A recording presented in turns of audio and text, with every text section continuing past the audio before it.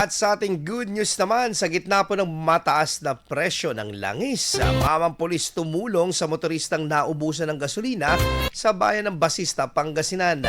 Ikwento mo ang good news, Idol Tita Ronnie.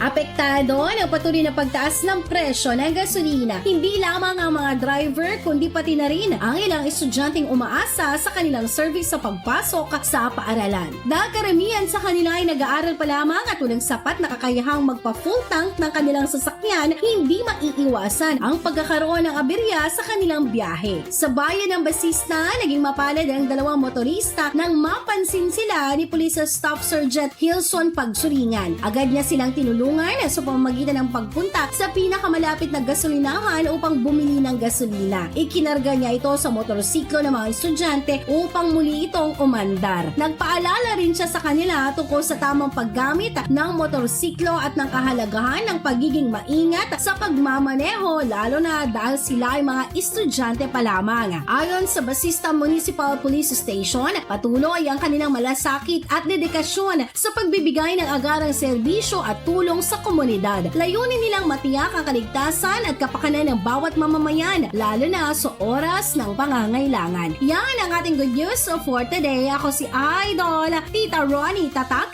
IFM. IFM News. IFM News. IFM News.